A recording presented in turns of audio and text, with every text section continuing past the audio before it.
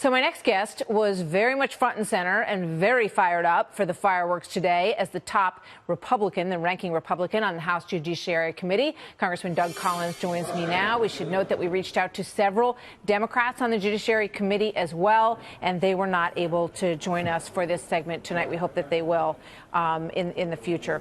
Congressman Collins, thank you very much for being here tonight. Martha, glad to be with you. I want to play for everybody a little bit of what you had to say today, because you were definitely fired up, as I said. Watch this. They want to do this out front. They don't try to actually get information. That's what real oversight is. My majority made a promise. We'll impeach him. We'll investigate him. For most of them, it happened in November 2016 because they couldn't believe that Donald Trump won. Mr. Chairman, there's so much that we could actually do together. There's so much. But as long as we don't have time, we'll continue with rerun season. All right, so that's how you started out today. What was your reaction when all was said and done about how it played out?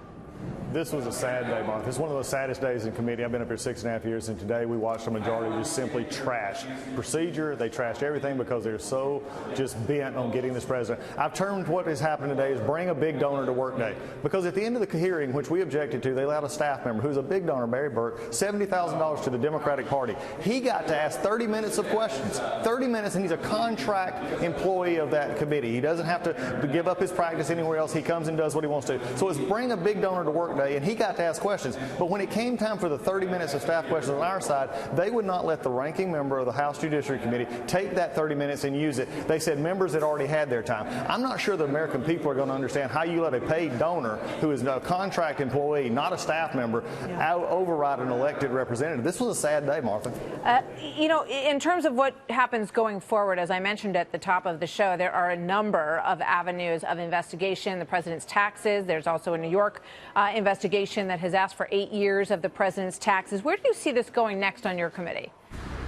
Anything that they can do to get a headline. This is simply, the chairman has turned this into a press release committee. All they want to do is have cameras show up and press show up, and they'll throw anything they can at the president to try and tear him down. They have become literally the political arm of the DCCC. The problem we're having is here, as Corey stated so well, he made his statement today. He's testified before Congress many times. They've gained nothing in these investigations. The people are getting tired of it. They're going to see it even more so. And when the people actually look at really what happened today, how they just trampled over time and rights, and then actually put a paid Democratic person up there and bring a lobbyist day, basically bring a donor day, that's just amazing to me when they did that over the rights of a duly elected representatives of the United States Congress. Representative Collins, good to see you, sir. Thank you very much. Good to see you as well. Take care. You too.